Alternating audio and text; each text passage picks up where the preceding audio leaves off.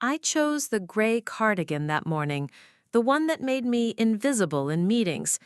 It had small pearl buttons that caught no light and sleeves long enough to hide the tiny recording device strapped to my wrist. The calendar notification read, Performance Review, Maya Chen, but we both knew it wasn't about performance. I'd love to know which corner of the globe you're watching from, and if this story speaks to you, make sure to subscribe. Tomorrow's video is one you absolutely can't miss. The conference room on the 15th floor smelled like stale bagels and broken dreams. Richard Townsend sat behind the oval table, his expensive watch catching the morning sun streaming through floor-to-ceiling windows. Across from him, Patricia Blake shuffled through a manila folder with my name printed in bold letters across the tab. "Maya, thanks for coming in," Richard said, his voice carrying that practiced corporate warmth that meant absolutely nothing. "We need to discuss your role moving forward." I folded my hands in my lap, fingers brushing against the recording device. 3 months of preparation had led to this moment. Patricia leaned forward, her reading glasses sliding down her nose. "We're restructuring the IT support division," she began, pulling out an organizational chart covered in boxes and arrows. "Your position is being refined." I waited. In my 5 years at Meridian Financial, I'd learned that silence made people uncomfortable enough to reveal more than they intended. Richard cleared his throat. "Essentially, Maya, you'll be transitioning to a more focused support role. Less access to sensitive systems, more emphasis on basic troubleshooting." The truth hit me like cold water.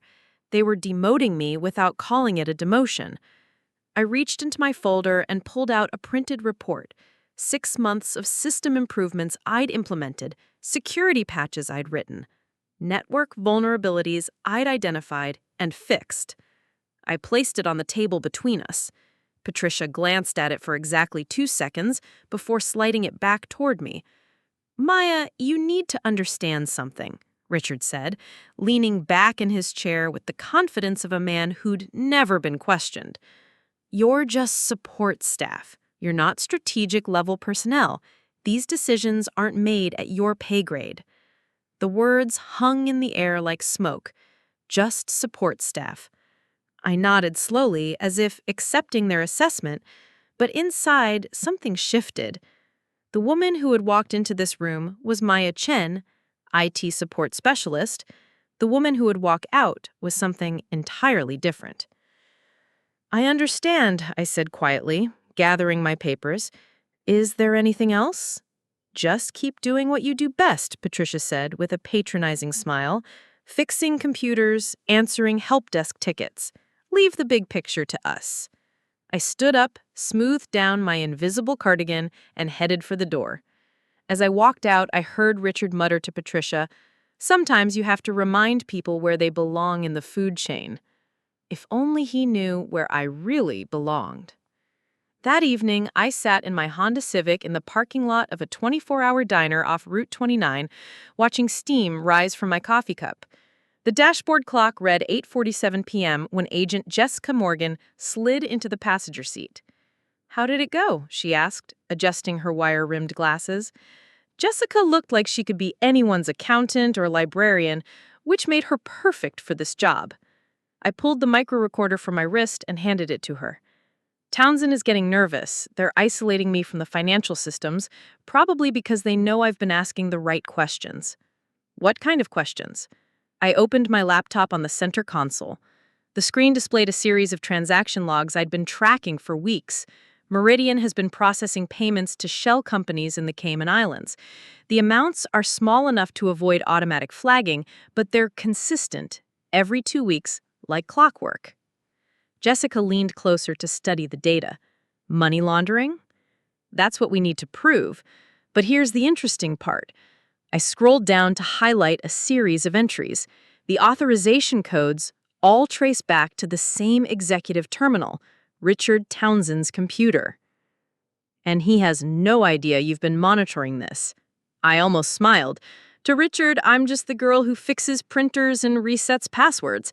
He requested remote access to the accounting service last month, and I set it up personally. What he doesn't know is that I embedded tracking protocols in the access permissions. Jessica nodded approvingly. How much more time do you need? 2 weeks, maybe 3. I need to establish the pattern, identify all the shell companies involved, and trace the money back to its source. But Maya, I paused, looking out at the empty parking lot. They're going to keep pushing me further away from the systems I need to access. Then we'll have to get creative. Over the next 2 weeks, I became a ghost in my own workplace. My new, refined role meant I was stationed in the basement help desk, 3 floors away from the executive offices.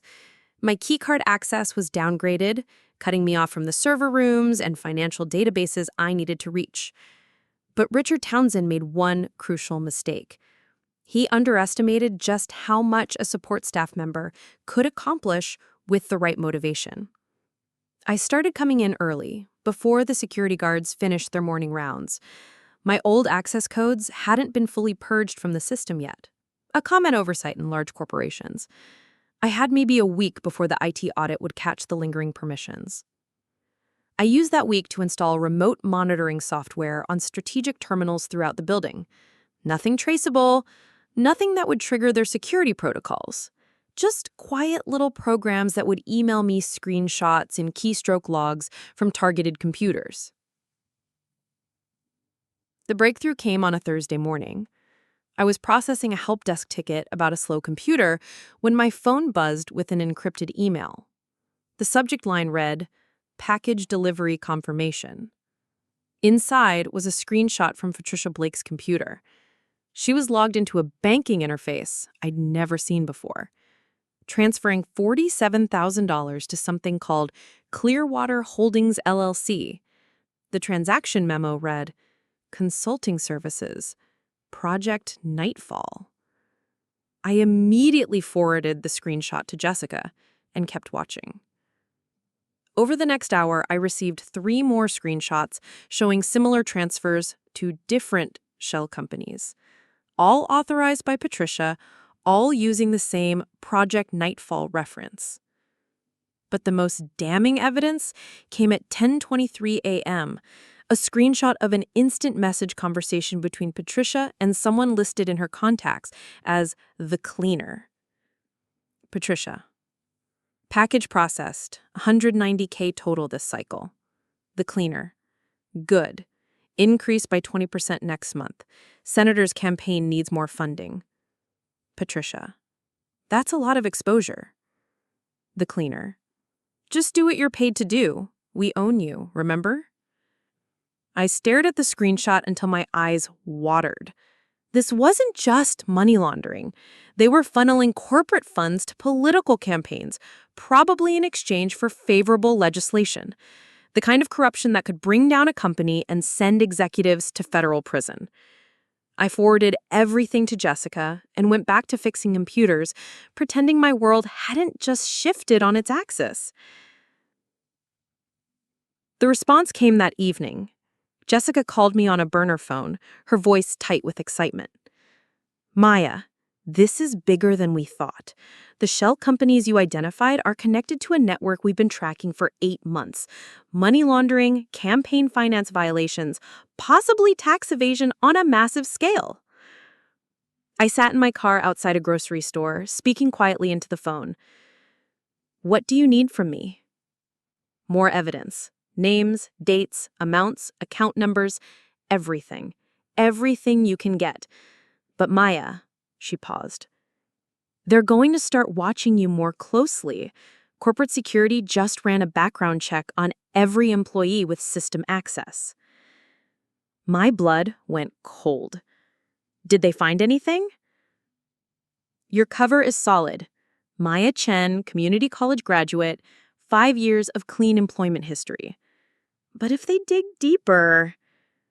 "How much time do we have?" "Maybe 6 weeks before this whole operation goes public. Can you get what we need by then?" I looked through the grocery store window at families pushing shopping carts, living normal lives without recording devices and secret meetings. I'll get what you need. The next morning, I implemented phase 2 of my plan. If Richard and Patricia wanted to treat me like invisible support staff, I'd use that invisibility as a weapon. I volunteered for every menial task they threw at me. Password resets, printer maintenance, software updates. Each assignment gave me legitimate access to different parts of the building, different computers, different opportunities to plant monitoring software. When the CSO's assistant called about a slow computer, I spent 3 hours at her desk, ostensibly running diagnostics, while actually copying every financial document stored on her hard drive. When the legal department requested help with their new document management system, I configured it with a hidden backup feature that automatically copied sensitive files to a secure server I controlled. When Patricia herself submitted a ticket about email synchronization issues, I personally visited her office and spent 45 minutes fixing her Outlook while installing keyloggers that would capture every password, every login, every digital breadcrumb she left behind. "Thank you, Maya," she said as I packed up my tools. "You're so reliable. I don't know what we'd do without our support staff." If she only knew. A lot of love and effort went into bringing this story to life. If you're enjoying it, we'd be so grateful if you'd subscribe to our channel. Now, back to where we left off. The evidence began flowing in like a digital river. Bank statements showing systematic fund transfers, email threads discussing special projects and political investments, encrypted chat logs detailing kickback schemes and bribery attempts. But the smoking gun arrived on a Friday afternoon in November. I was monitoring Patricia's computer when she opened a file labeled Senator Mitchell, Payment Schedule. Inside was a detailed spreadsheet showing $2.3 million in payments to various shell companies, all traced back to Meridian's accounts. The memo column contained a list of pending legislation that would benefit Meridian's business interests: healthcare deregulation, tax code modifications, environmental oversight reductions. Every payment corresponded to a specific bill Senator Mitchell was sponsoring or supporting. I screenshotted everything and immediately sent it to Jessica. Her reply came back in minutes. "This is it. We have enough to move forward. Federal indictments will be filed next week." That night, I sat in my apartment staring at my reflection in the dark window. The woman looking back at me wasn't the same person who'd walked into that performance review 3 months ago. That Maya had been small, invisible, dismissed. This Maya was something else entirely. The FBI raid happened on a Tuesday morning at exactly 9:15 a.m. I was at my help desk station in the basement when the building's fire alarm system went silent and the overhead speakers crackled to life. "Attention, Meridian Financial employees. This building is now under federal investigation. Please remain at your desks and await further instructions." Through the basement windows, I could see black SUVs surrounding the building. Agents in windbreakers were already walking through the front entrance, badges gleaming under the fluorescent lights. My phone buzzed with a text from Jessica. "It's time. Conference room B, 15th floor, 5 minutes." I took the elevator up, my heart pounding against my ribs. The executive floor was chaos. Employees huddled in groups, whispering frantically. Security guards stood by the elevators, looking confused and powerless. Conference room B's glass walls showed the scene inside. Federal agents setting up laptops and document boxes, while Richard Townsend and Patricia Blake sat at the oval table, both looking like they'd seen ghosts. I knocked on the door. Agent Morgan opened it, her expression professional, but with a hint of something that might have been pride. "Mr. Townsend? Ms. Blake? I'd like you to meet someone." I walked into the room, no longer wearing my invisible gray cardigan. Instead, I had on a navy blazer and carried a leather portfolio that contained 3 months of documented evidence. Maya? Patricia's voice was barely a whisper. Actually, Agent Morgan said, this is Special Agent Maya Chen, FBI Financial Crimes Division. She's been working undercover in your organization for the past 14 months. The silence that followed was so complete, I could hear the ventilation system humming in the walls. Richard's face went through several colors before settling on a pale gray. That's impossible. She's just the support staff. She fixes computers. I set my portfolio on the table and opened it to reveal printed bank statements, transaction logs, and photographic evidence. Mr. Townsend, you're correct that I fixed computers. I also monitored your financial transactions, documented your money laundering operation, and recorded your conspiracy to bribe federal officials. Patricia's hands were shaking. You can't. We have attorney-client privilege, corporate confidentiality. None of which apply to criminal conspiracy, Agent Morgan said smoothly. Ms. Blake, you're under arrest for money laundering, campaign finance violations, and conspiracy to commit bribery. As the handcuffs clicked around Patricia's wrists, she looked at me with something between hatred and disbelief. You were nobody. How could you? I leaned forward slightly, my voice calm and clear. Patricia, I was never nobody. I was exactly who I needed to be. Richard was still staring at the evidence spread across the table. The shell companies? The senator payments? How did you? Every time you treated me like I was invisible, you made it easier for me to see everything you were hiding. Every time you dismissed me as just support staff, you gave me access to systems and information you should have protected. Agent Morgan began reading Richard his rights, while another agent photographed the documents I'd provided. The words seemed to bounce off him like rain. The irony, Mr. Townsend, is that if you'd treated me with basic professional respect, if you'd acknowledged my contributions or given me meaningful work, I might never have looked closely enough to discover what you were doing. He finally looked directly at me, and I saw the moment of recognition when he understood the scope of his mistake. You played yourself, I said quietly. 6 months later, I sat in a federal courthouse watching Richard Townsend receive his sentence. 8 years in federal prison plus restitution of $2.7 million. Patricia Blake had already been sentenced to 6 years after accepting a plea deal and cooperating with prosecutors. Senator Mitchell's political career ended in disgrace when the extent of his involvement became public. 3 other companies were implicated in the broader investigation, leading to what the media called the largest corporate bribery scandal in a decade. After the sentencing, I walked out of the courthouse to find Jessica waiting by the steps.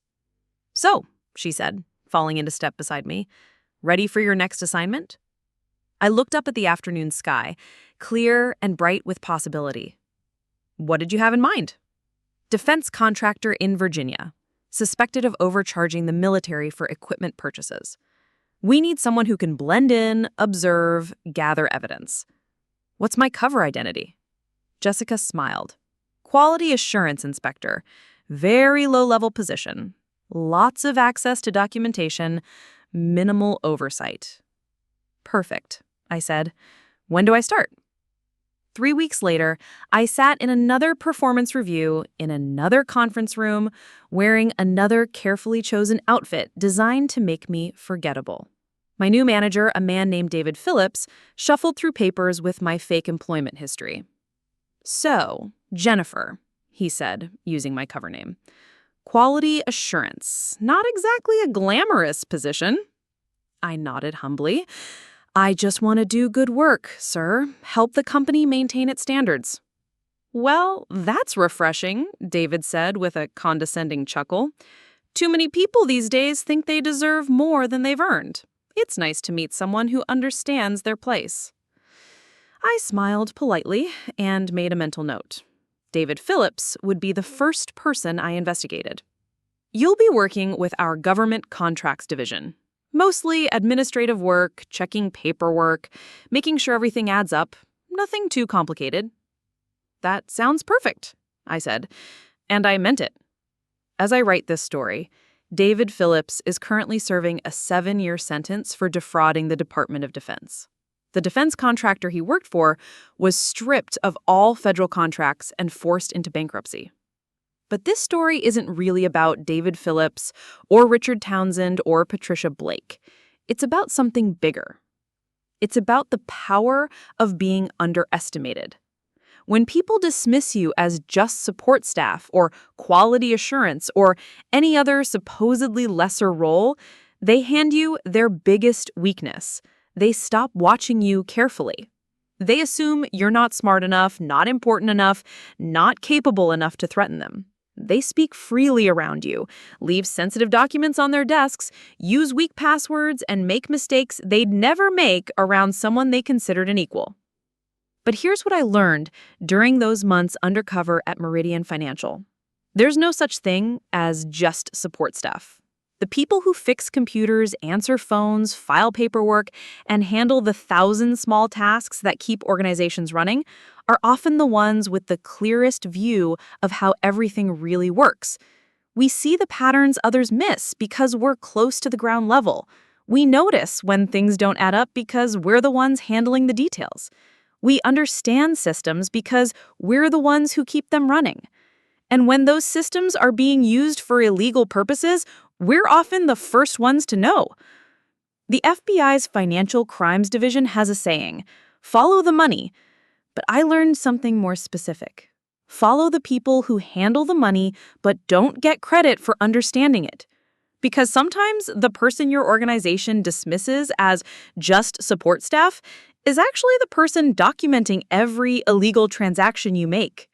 Sometimes the invisible employee you never bothered to notice is the one building a federal case against you, one screenshot at a time. And sometimes the person you think is beneath your notice is exactly the person you should have been watching all along. My name is Maya Chen, and I'm not just the support staff. I'm a federal agent. And if your company is breaking the law, I might already be sitting at the desk next to you, fixing computers and taking notes. The question isn't whether people like Richard Townsend and Patricia Blake will continue to commit corporate crimes. The question is, who else is watching them do it? Who else is taking screenshots, recording conversations, and building cases while being dismissed as just another invisible employee? You might be surprised by the answer. Because the next time you hear someone say, you're just support staff, remember this story. Remember that the most dangerous person in your organization might be the one you least suspect.